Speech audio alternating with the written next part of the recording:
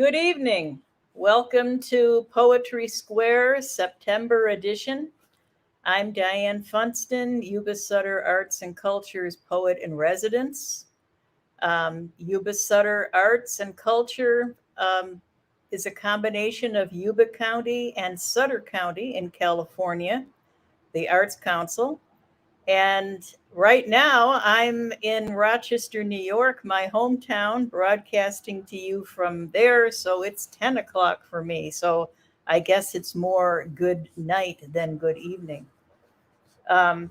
We have a nice trio of poets tonight who are all up on the East Coast with me. And so they're all on tonight at 10 o'clock. And let's get started with Poetry Square. Recently, I lost my precious Chihuahua dog, and I'd like to read a couple of poems that I wrote about her when she was just a little puppy. So here we go. A blur of white and black, greased, lightning slick, liquid black eyes.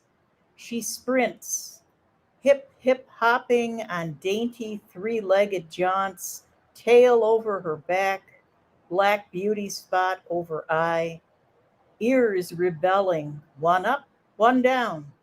She dances on hind legs before giving in, exhausted, curled on a cushion as a dog yoga donut, stone dead asleep for the time being. And her name was Athena, and she was 9 years old, and unfortunately was attacked by a loose Mastiff dog and gravely injured. Athena. She springs, liquid fast, white-black streak against brown backdrop of yard. Dainty paws at ends of leggy limbs, she sprints upstairs, rushes into room. Tiny feet tiptoe, then dash for limp sock. She shakes it alive before killing it over and over.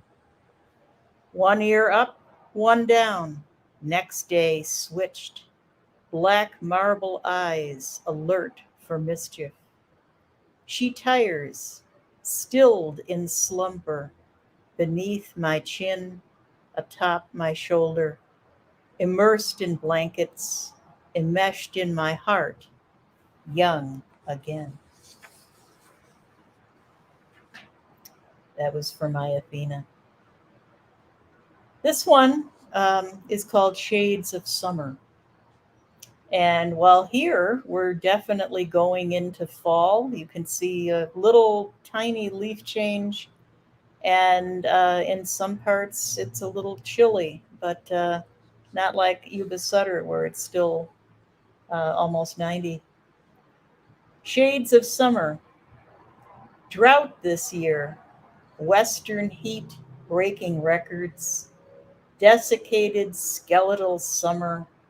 Dry docking outdoor plans. Gardens groan under pressure to produce more with less. Threats of mandated water restriction looms. Roses come and go in a day, like daylilies, only not so. Memories of summer showers back east, many weekends soggy for plans. Thunderstorms that conjured the dead, shook with fire and brimstone that made the innocent repent. Cicadas orchestrated humidity as it rose higher, despite break of sudden storm. I love watching all the flavors of rain. Summer there melted like popsicles. Here it crackles like fire. And I have to say, it was so nice to have some rain yesterday. You just want to go out and stretch your arms up and feel the nice warm rain. This is called Nesting Doll, and it's about those little Russian dolls that have a whole bunch of little dolls inside of them, right down to a little tiny, tiny one. Nesting doll. I protect her. No one knows she is there. She is free to hide, and hiding is her freedom. I am Mama. She is the fragile babe. I am ample, strong, tall, well padded. With hypervigilance, I keep her safe. I am second in command. Here, in case someone slips through the mama guard, I am slighter, shorter, but fully armed, not easily fooled. I keep watch in case. I am next in line, backup in case of faulty communication. With less bulk, I can move more swiftly, ready at a moment's notice. I am small in size, a compact warrior when called upon. No one escapes my painted open eyes. All of us cannot rest at once. I am shell of her. She is in my cocoon, feeling safe. I protect like a hand in a glove. She nestles against me for dear life. We all nestle together for her. I am the one inside. They call me baby, but we are all the same age. The mama and the sisters guard me. I am not as fragile as they think. I will not be bloodied or broken. I am strong. My voice cannot be heard yet, but I am screaming. This is called The Calling. There is a sound in the night, a calling, chanting from outside the safety of home, away from the warmth of bed. To answer would risk it all, so I muffle my ears with my pillow. On these still, hot summer nights, I'm uncovered below window panes, sky clad, ancient wise ones would say, open to receive possibilities. I see the pregnant moon just out of reach. No longer a vessel for life, I'm just a yearner in the night. When fertile memories grow in the mind, nothing like a grand piano in my womb of C sharp, nothing like the quickening felt decades ago. The tides no longer ebb and flow as in my gravid youth. It's just the moon's alluring position, coupled with the solstice summer night, hot and quiet, windless but for the ceiling fan lapping from above, and your breath against my shoulder. It's hours before sun awakens birds and roses. I could reach for you, take you in where poetry alone cannot reach. Or I could rise, follow the call of darkness, roam in moonlight through the garden, all my senses on alert. Wet drops drip dropping from dangling vines as I part them. You might find me in the morning, in sated sleep under the peach trees with the first blush from summer.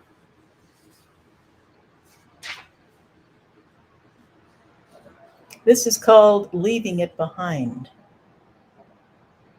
Straight long roads, yellow dotted lines, loneliness drifts like dust over man made atmosphere, settling over natural gray peaks, white at times, the elderly crones with hard, cold eyes, unyieldingly cruel to creative minds. And there she was lost in the pages. Where could she escape where the climate suited her clothes? While clinging to mountainsides, lives cracked and dug into ruts, leached with the poison of small minds, anticipated alchemy arrives, measured in microscopic progress, churned under, over and over, beaten down with the promise of fortune. No diversity, but gray matters most, except, of course, for the gold. And while she was still lost in volumes of pages, wondering when time out for good behavior could unlock the gate to this windy prison, 3 years later, a series of unfortunate events, but they packed up and drove back to California, back to where she planted her trees, to where she wrote her poems and plans. Nevada couldn't become a distant memory soon enough to suit her as it shrunk in their rearview mirror.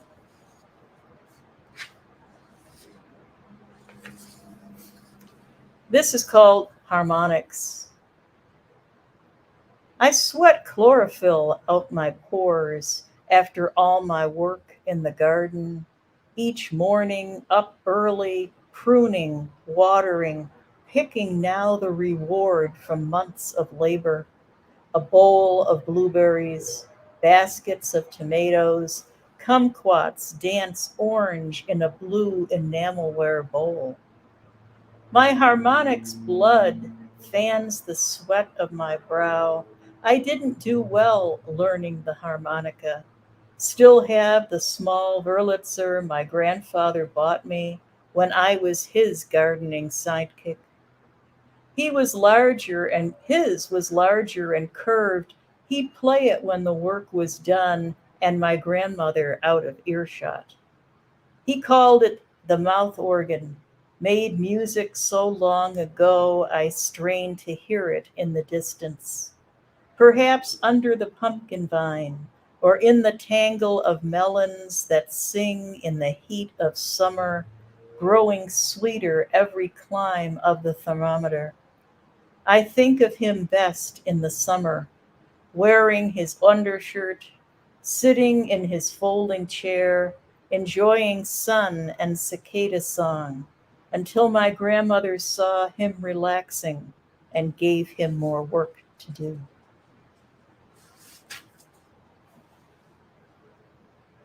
And this is a brand new one, so I'll risk trying a new one, which they say you should never do in a reading, but I'll try this anyway. And this is called "Don't Believe the Looking Glass." I feel young, strong, invincible. At my prime in my mind, I plan adventures big and small, say yes to invitations, stretch my calendar wide, not realizing commitments overlap, perhaps are even physically impossible.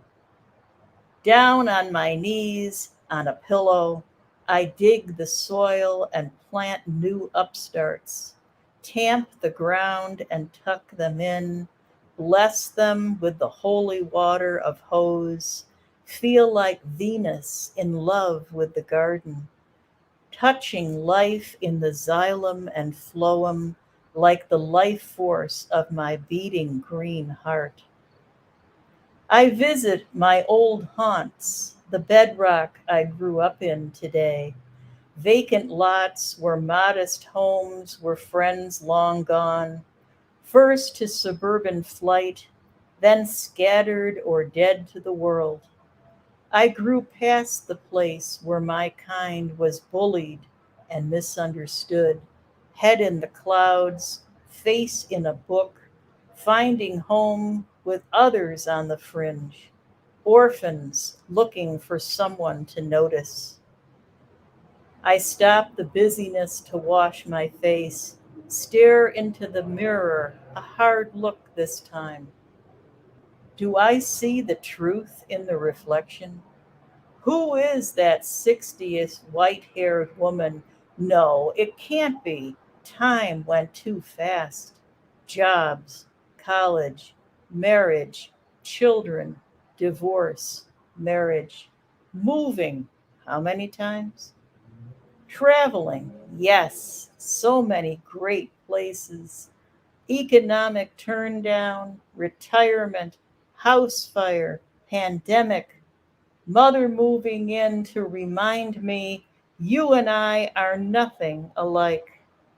I feel that and still mourn the losses, beloved family, and the most recent pet death. So, no, the reflection doesn't tell the truth. She's tired, at times overwhelmed, overweight. I wink at her and smile, like that old song. I was so much older then. I'm younger than that now. Thank you very much. And next we have Scott W. Williams coming to us from nearby Buffalo. Hello, my name is Scott Williams. I'm going to start with an old favorite. In the way of introducing, let me say that for 50 years I was a research mathematician. My field is topology, and a student of self-psychology in the tradition of Gurdjieff, Gurdjieff. For 11 of those years, I was also an artist blacksmith. This is an experience from that time. It's called At the Forge. Womp, womp, womp, bing, bing, womp, womp, womp, bing the bing. I love the rhythm and sound, hammer on steel and anvil. I love the flexing of muscles in arm, shoulders, and back. Attention minus thinking as I hammer. Womp, womp, womp, bing the bing. Search and remove fire impurities, metal filings, and stones, steel heat. Shovel more coal and grow heat. Make a white hot cave of coal to put the rod in the cave. Womp, womp, womp, bing the bang. The rod's black shifts, reddening comes. Sun white sparkling, starting to burn steel. Ungloved hand holds other end of steel. Lift steel from cave to the big anvil. The striking hammer hand relaxed. Mind is silent, observant. Time to forge metal onto itself. Welding steel. Womp, womp.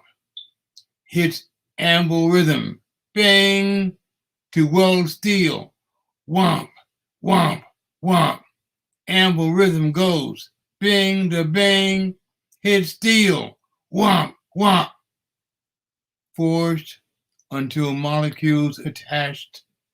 The two places are now one. Mind remains silent, observant, prepared to change metal shape, prepared to change my attitude. Here's a couple of recent poems. This is called The Fight. Two 15-year-old athletic boys and a 14-year-old wraith with a long gait. Of course it was over a girl. Cookie strolled past Bo's house daily after school.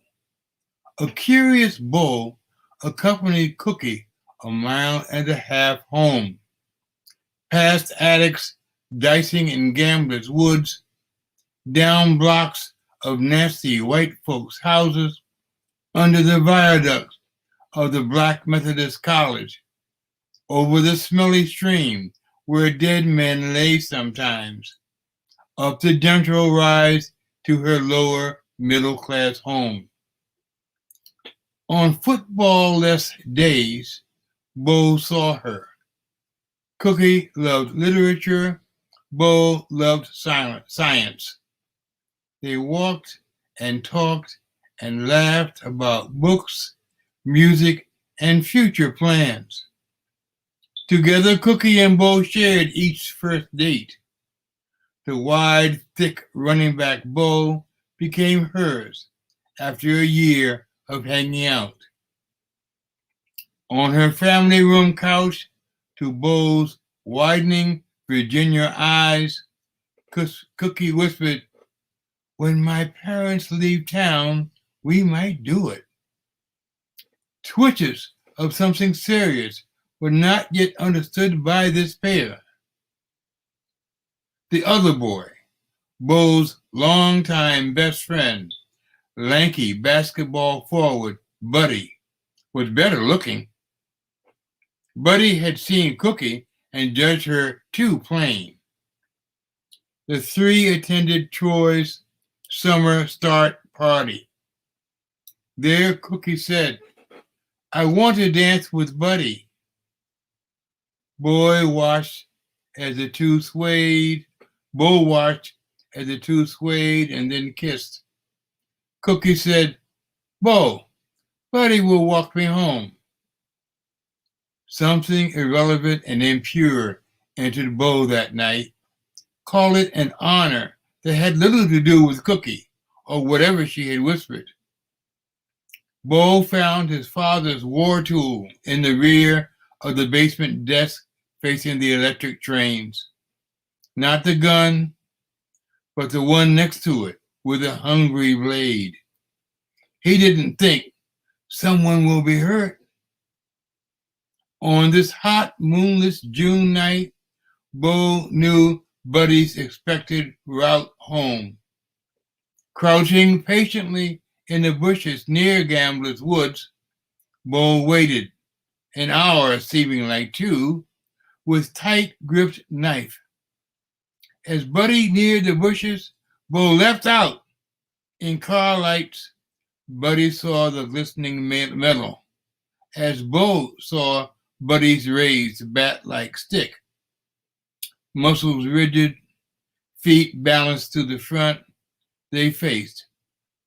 Buddy said through tight jaws, "Hey man, she asked me to." Out of the night's character, they became thinkers, yelling, "This is stupid." By speaking loudly enough, their bodies believed it. Their sinews remembered teamwork. Their emotions remembered friendship. What they finally did was important. The unfed blades, flat side, kissed Bo's sneakers.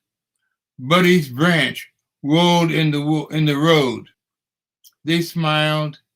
Neither spoke. Bo walked Buddy the 4 blocks to his house. Before either saw Cookie again, all three graduated from college. This poem is called Scars. The duck and cover school drills were foremost when the first satellite enticed us second-class youth to search the night sky. We were scarred by Russia's Sputnik. A few months later, the U.S. launched its first satellite, Explorer 1. It didn't heal the Sputnik scar. We never looked for it. A Saturday afternoon that year was my first league football scrimmage. It would be held on the newly cut vacant field bounded by Gambler's Woods, the neighborhood black elementary school, and heavily trafficked Cold Spring Lane. Warm-ups carried smells of fresh grass and sounds of dice players shout, and big trucks downshifting. On the first play, as fullback, I bowled into the line, dragging Sonny and Jimmy 10 yards across broken glass, coming to rest on Jimmy's right leg. Ambulances aren't for 3 injured or bleeding black boys. Doppelering police sirens chase scrambling gamblers. Nash ramblers breaking big truck mating calls, and the smile accompanied my own limping and dripping leg all the way home. Now, a 7-Eleven with gas station smothers the playing field. Cheap apartment buildings destroyed gamblers' woods. Guys, I hear you graduated from jail. Jimmy, your leg fracture. Sonny, your gushing wound were accidental, not revenge for you 2 scarabs trying to rape me 2 summers before. Do your scars like mine remain 60 years? Here's a couple of old favorites. First one is hot dog. I was glad when my mother's day was filled with music or meetings because I smelled hot dog water. Eating out with Dad or him cooking at home, hot dogs, skinless or with the well-done natural casing crunchy skin-on texture. Hot dogs with mustard or ketchup and or relish from the Pennsylvania Dutch. Hot dogs with plain white roll or sourdough rolls or whole grain rolls. Hot dogs with sauerkraut, with or without mayonnaise or sauteed peppers and onions. Hot dogs with ground beef and a side of onion rings. In college, we expanded. It was reverence eating hot dogs cooked in beer, ale, or stout, or with chili powder. A late night meal of hot dogs smothered in bacon or bacon bits or topped with fava beans, pinto beans, tomato vinaigrette, mashed potato, canned corn, and jalapeno salsa. Yes, it was like Kama Dog Sutra, the Kama Sutra of hot dogs trying food positions. We enjoyed it every way, without or with Swiss or Munster or Camembert or Cheese Whiz. And our taste for hot dogs expanded to Wurst, Knockwurst, and Knackwurst, and Bratwurst. In stores now, hot dogs are all beef or mixed pork and beef, all veal or mixed pork and veal. Popular with my kids, it's pizza stuffed in hot dogs or hot dogs on pizza. In suburbia, discover the new fish dogs. Hot dogs topped with calamari, clams, lobster, mussel, or salmon and a butter sauce. My third wife demands turkey dogs or veggie dogs. In the end, the overwhelming extras give witness to all our slurping, grinding, popping, sucking, and suckling sauces, delightfully dribbling down our throats, disguising our hot dogs. My first poetry said, when you give a reading, always read this next poem at a feature. It's called Train Man. Train Man. Decades before the 8-lane expressway, years before one could hike its 10 miles splitting Baltimore City, Daddy and I stand high over the Jones Falls Valley, looking south from the North Avenue Bridge, Pennsylvania Railroad on the east side, a smaller B&O Railroad on the west side, Jones Falls River among the trees in between. Both train stations are in sight. 6 lanes of cars, trucks, buses, and trolleys at our backs, rumbling under our feet. Fumes in the air, dust and grime on our skin. None dissuade joy of watching trains with him. Son, what's coming on track 1? What's coming on track 2? And it was good to sing a train man's song. All aboard on 1 express train to Chicago, arriving on 2, the limited from New York. It was good, standing close, Kent cigarettes, and later Camel breath. Soft, kind face, small mustache, sad eyes, tan wrinkled, very strong hands. And stopped in the station, a soft engine idle feels organic. The thrill is electric-powered trains whine underneath. The wind whisper of small, fast Pennsylvania express trains. Their Doppler sound anticlimactic as they move north and south.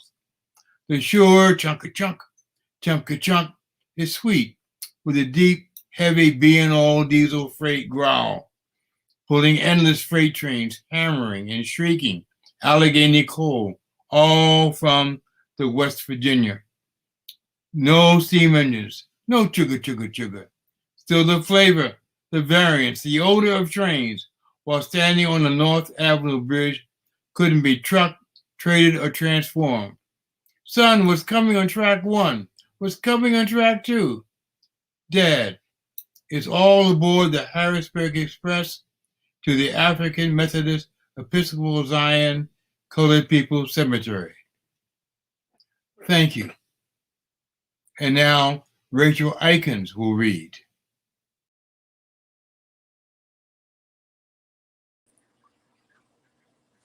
Thank you, Scott. And thank you, Diane, for inviting me.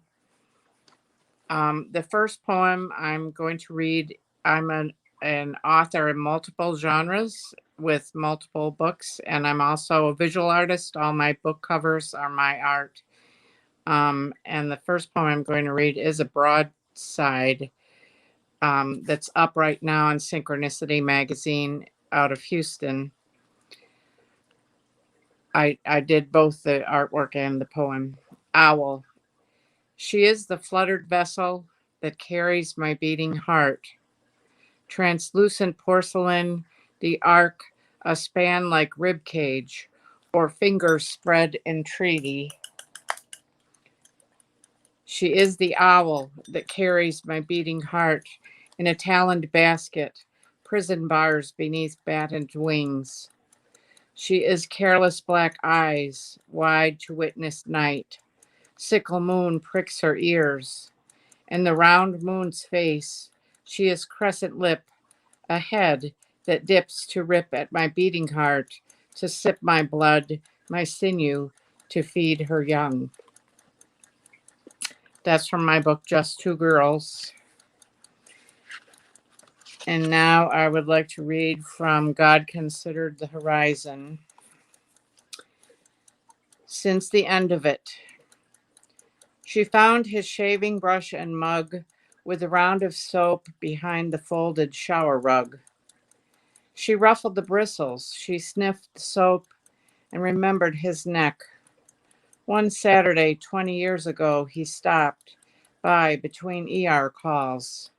She led him to the bathroom, opened the medicine cabinet so he could see new mug, razor, and shaving cream. Last time I used that type of shaving stuff, I was a POW in a German camp, he said, one elbow resting in other hand, fingers over his mouth. They used straight razors and strops. She rubbed her temples ache, a terrible mistake, but later, on her shabby couch, they leaned thigh to thigh. He wept. I didn't know you wanted me here until I saw the shaving gear. Afternoon sunlight descends toward dark. She lays out one rusty blade, then the strop and soap that scrubs her memory clean of that walk on the canal when her twins slid silently red from between her legs. He rode ahead. She wraps them in paper like you'd fold a baby or a fish. She lifts off eggshells from the trash, lifts cat food can lids, an empty box of migraine pills, sets her wrapped package down, surrounds herself with dogs, peels wild apples for sweet sauce or a pie. Who can say? She rubs one wrist against her forehead, smells the faintest hint of soap. This is from my book for Kate, which is the love story of my cat Kate and our life together and my loss of her. For Kate, your hair smells like gin, crisp of the forest, cold. You spent a day hoarding sunlight, posing on one windowsill after another, washing yourself of winter. You followed the light east to west. By evening, you'd soaked so many rays you were gravid with heat, gold, and that juniper scent. You hold my wrist between your teeth, your pupils, dark moons, your sky blue eyes. You do not break skin. I push my face into your flank. I cannot resist you. And this is for Diane. This is after I lost Katie. After midnight. You were not a carry cat, nor a lapper. You stood on my shoulders. You liked a loose hand to steady your feet. You loved my bath, an island survivor on my skin, your tail in the water trailing a mermaid's or a seaweed. You always ended our day on my chest until you crawled beneath the covers, washed to sleep against my hip. How many nights I woke and reached for you. I push my face into your blanket. I look at photos and drawings of you. It is only 10 a.m. We traveled together, lived in 7 cities, stayed with friends, strangers, and my mother. You were with me when she died, when my husband died, through a second marriage and divorce, in poverty and plenty, and all the evenings I typed poetry on my laptop, one-handed, because my other arm held you where you purred under my chin. My most recent book is Eating the Sun. It's a memoir about my love story with my husband, and it has recipes and poetry in it as well. It's organized by season because he and I like to garden and cook together. And I chose this poem because after Katie died, it was move or die myself, and I bought this house. 1st August in the new place. First at home with vegetable garden rioting below the studio window. Pumpkins and zucchini levitate like some square alien craft that hovers to spy. We've lived here 9 months. Already death has touched us twice, as death drove us out last summer to root somewhere or die. Cicada choir chants the sun up. Katydid rasp pulls it down, pastes the moon in its place, riding silver clouds, meteors pricking through. It was always August. Just when summer comes into its own, I think it will last forever. My favorite month begins the slow goodbye.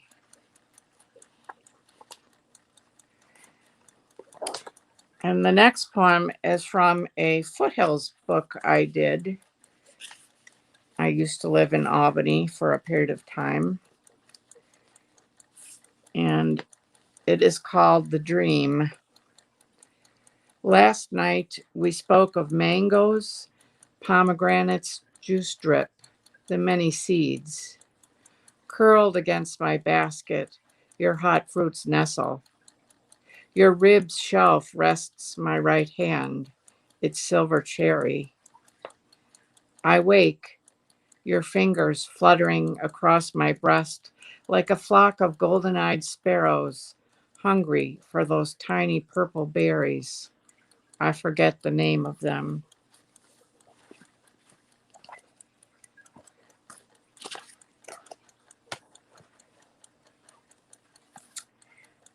And then I wrote a fantasy called Totems, Tales from the Edge of the Woods. It's published by Log Cabin Books and is available on their website.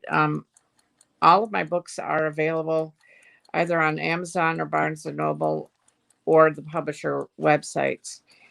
And this book is illustrated, as is for Kate and Eating the Sun, with my artwork as well. And the chapters have poetry at the ends of them. And I chose this one for the time of year. Anticipation. Sumac nudges a paw into my hand. Soft panicle, surprising warmth. Wait, a toddler after candy.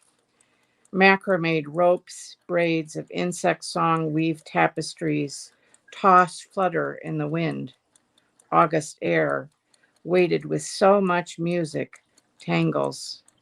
Blackberries burgeon, slender branches freight, peach fuzz, apple promise, blush faint on green cheeks. Sweetness of rotting leaves perfumes the air, flowers remembered, dreams forgotten, grass just mown, dense scent of gasoline, my father. Sun moves, sky blues, intense hue, sumac shadows stripe mouse burrow, snake den. I suck crisp red seeds nipped with my front teeth. Tart surprise like lemonade. Summer turns her face toward autumn.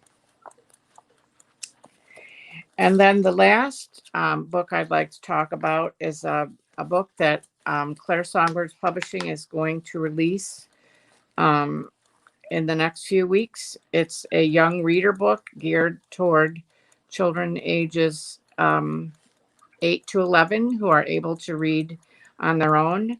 It's illustrated by a local artist, Katie Turner. And the title of it is A Piglet for David. My bachelor's degree is in child and family studies. And so after 40 years of being a poet artist, I finally am doing something with my bachelor's degree. And I lived with 5 different potbelly pigs. So that was the research for that part of it. And this was originally published as a shorter story in the Journal of Potbelly Pig Fanciers magazine. So this is about a little boy who decides he wants a piglet for a pet rather than a puppy or a cat. And his parents set goals in front of him that they're sure that he's not going to maintain interest in. But he does, and he ends up with his piglet eventually. And he lives with his mother and father and his older brother Eric and his little sister Pinky. And this scene is in Pinky's bedroom. One day, Petey, the potbelly piglet, wandered into Pinky's room. She had a lovely pink ruffled bed, which was lower to the ground because she was still kind of short. She loved to pile pillows on it and her favorite dolls. Some dolls were stuffed with the kind of beans in a beanbag chair, which, to a hopeful and curious pig, might feel a lot like birdseed.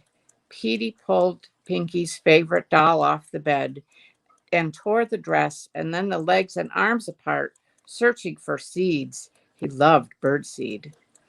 He found only plastic pellets. He nosed through just to be sure, took a nip of the doll's hair, yuck, plastic, and left, sauntering along the hall in search of other treasure. Mom was cooking dinner. Pinky snuck upstairs, hoping to avoid setting the table. Suddenly, the sound of a siren screamed through the house. Petey screamed in sympathy from the couch in the living room. Dad shouted, Pinky, what is wrong? As he took the steps 2 at a time. My dolly, my favorite dolly. Dad stood in her doorway. She sat next to her bed. The coverlet was pulled half off. She cradled the ragged remains of a doll. All over the floor were thousands of pellets and white poly stuffing puffs. What happened? Said Dad as he took her in his arms. She sobbed into his neck. Petey ate my dolly. I hate Petey. Mom joined them, followed by David, who had broom and dustpan in his hands. Mom said, Oh, honey, I bet he thought these pellets were birdseed. You know how he loves to eat birdseed. Pinky just wailed louder. And Petey? Well, he leapt off the couch and ran for his crate as fast as his trotters would carry him. He burrowed as deeply as he could in the piled blankets. He was going to pretend he was invisible. It almost worked, except his small round bottom, tail with long curl of hair hanging, was uncovered. When he did this, David always called him my hot dog in a bun. The hot dog knew he was in trouble. He didn't mean to be bad. He loved Pinky because when she was littler, she dropped lots of tasty food to share with him. If only he thought ahead to consequences before he did things. He felt lonely. And so I'm really looking forward to the end of COVID or mitigation of it so that I'll be able to go into school and do some readings with kids. I'm not sure how much of my own time I have left. I'll read one haiku if I can find it here. This haiku was made into a Syracuse poster. It's from Totems. It's called Fireworks. Sulfur scent, dragons linger, glow like jellyfish, spit smoke, float. Fireworks. So I guess that is about it for me. Thank you very much for having me. And next up is Martin Willitts Jr.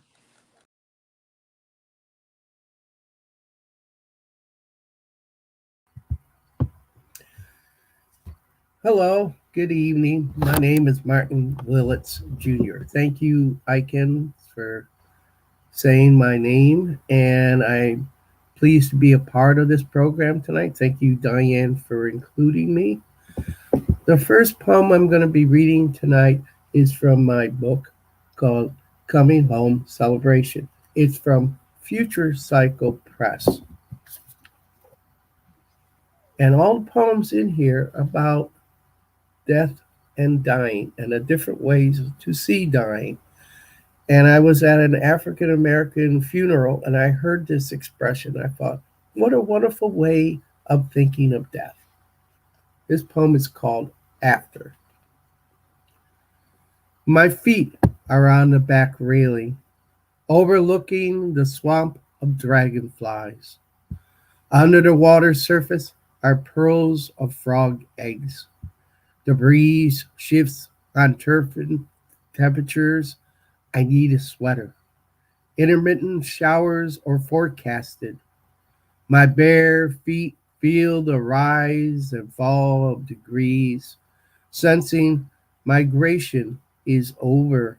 Air's rippling sheets moves the swamp surface, agitated coverlets. I could kick back like this forever, regardless in the uncertainty. I know the weather's movements. The sky moves quickly, gray or clearing. I could set my watch by it if I wore one. It was a day like this that my wife died. Was it really like this? I wonder still, hardly remembering, and that's the worst of it. Oh, sure, I still feel sobbing in the breeze. That is not as bad as the silences. Days so quiet You can hear the flies on ceilings. There is not one thing I touch that has no memories. The dishes with bluebell patterns will sound a sound when tapped, a low, light gong of grief. A stork flies over the swamp surface, its wings almost dipping into the gray, mirrored sky. Or did memory make some other version, different altogether?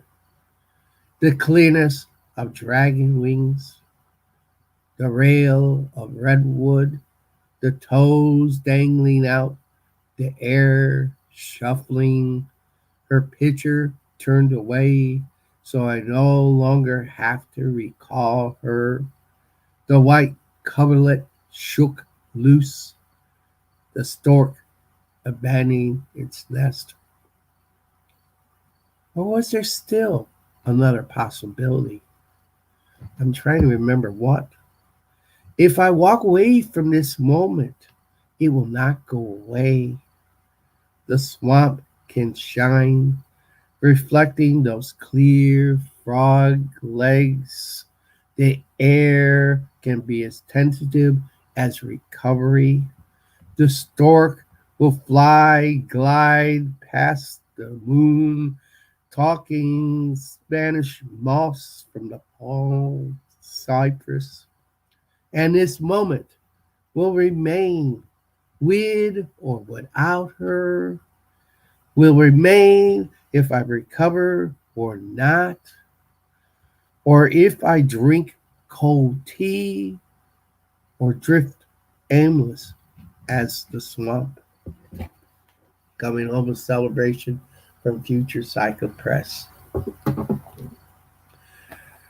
This is called Unfolding Towards Love, and it's from Whip and Stock, which are known as Christian publishers.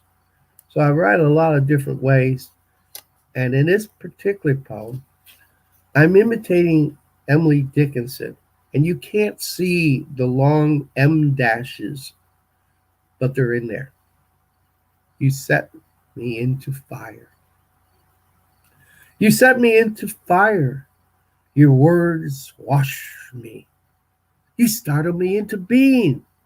And when I think thoughtlessly, for I think less than I should, that you are done, you are not. Stir me, settle me, rustle my bedroom with your presence. Once you enter, forcing you out is not considered or possible or practical. Prayers try storm. I'm combustible with light, drenched by flame. I cannot halt the morning from drowning in it, nor would I try. It is not my place, nor desire. Trembling within and without, floors speaking, oh, that you tell me. You instruct, and birds are commanded. Rocks profess.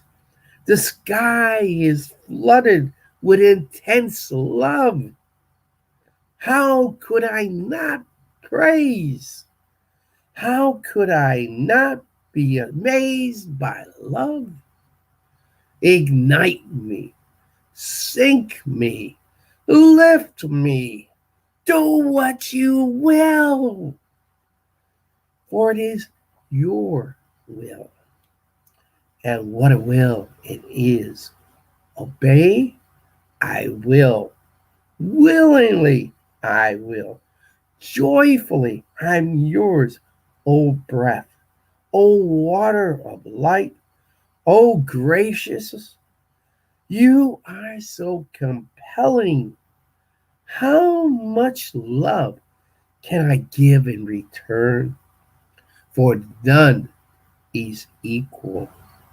My secret heart is known and spoken for. I am so willing and so silent, and you are so precious. That's from Unfolding Toward Love by Whip and Stock. I have 20 full-length volumes of poetry published, and they are listed on Amazon. This is called Harvest Tonight, and it's by Deerbrook Editions. And this is about my childhood and teenage years working on my grandparents' Mennonite farm in Lancaster County, Pennsylvania. And a lot of the poems in here are about old-timey things, listening to a hand loom. And I actually did everything that's in here, from shearing wool, dyeing it, spinning it, putting it on a loom. I've actually done these things. Listening to a hand loom. Wool speaks of being sheared and carded. I'd coaxed it from the sheep that dogs had barked into a pen. I sharpened the clippers on a whetstone, grinding until flint sparks appeared. I'd gather pokeweed berries, boil them into dye, let it dry. Later, I'd spin the wool on a spindle into a spool of colored dark blue thread for the longitude wrap held still on a hand loom's frame. The filling yard was the woof, guided by the shuttle, weaving in and out like a guided hummingbird between those threads. That shedding portion when the material creates space for the shuttle to slip through.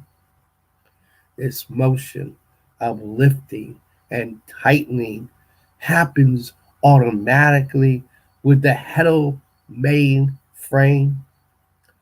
The loom would tell the story of labor and patience by doing work the old way. The loom taught me specialized language. It wove the story of sacrifice, of the sheep giving wool, and me laying low on a hillside with a single bolt rifle protecting them from predators.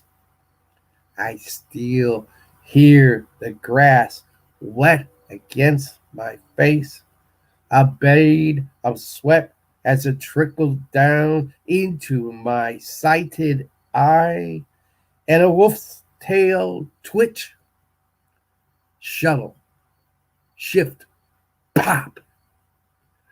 The thread as thin as a spider's web, weaving stories, this work of hands, patterns zipping through threads of time. I never talked during any of this work. I needed concentration to listen. Be careful. Don't miss a stitch. The story of my life is not over. The snap pull of the womb makes the thread of light begin and end each day. Soft whisperings of wool and work sigh. I have sewn this story into the pokeweed night, each star speaking the language of loom snap. I wasn't going to read this poem earlier, but Scott wrote about forging. I was a blacksmith for the Amish and Mennonites. I actually did weather vanes, wrought iron, horseshoes, fixed buggies so they would still bounce, blacksmithing. I worked the bellows, pumping breath into fire, to forge objects out of metal, bending with a hammer the glowing red into horseshoes, wrought iron fences, weather-vane roosters that spun with the wind. I did this as a team, arms all muscle and memory vibrating with the iron clang, spark fly, draw down to a sharp tip. I once made a length of chains, interlocked, black scaled onyx remains struck off clean, undetectable. What in this life could be so perfect? Certainly not love, I sneered after seeing the couple divorce until I learned love is not hammered, it's forged. And that was from Harvest Time from Dirty Book Editions. I haven't got much time left. Meditations on Thomas Cole's painting. He's a New York State painter in the 1800s. He was in a time period of Andrew Jackson, so was aware of the migration of the Indians on the Trail of Tears. He was also very concerned ecologist, and he actually predicted the possible decline of America. In these paintings that he had a 5-painting series, and each painting had a title. The series is called The Course of Empires. This is called Destruction. A boat is sailing away from the tempest as the enemy destroys the city.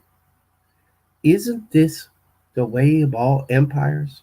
Someone else destroys them. Tidal waves rise and fall, empires ebb, smoke obliterates skies, darkens all progress, and for what? The enemy is at the gate. Survivors are fleeing the erasure of the city like Troy. The city is stacked. The buildings are plundered. Women are raped. Any progress is undone. All triumphs are being destroyed, turned to ash, gutted, columns tore to the ground. The bridge is gone, and a makeshift one sags under the weight of conquest. They beheaded our statue to a hero whose name escapes me. The dead fall wherever they were, killed in the straining light, in the affluence of death. Thank you.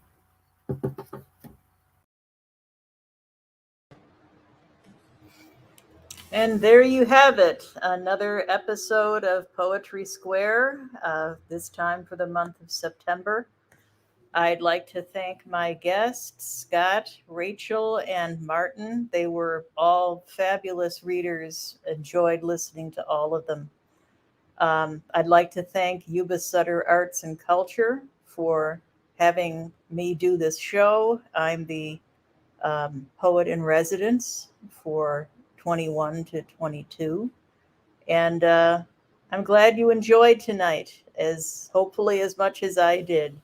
And next month for October, we will have Dig Wayne, Laura Rosenthal, and Katie Brown joining us for our October Poetry Square. Be there and be square. Thank you and good night.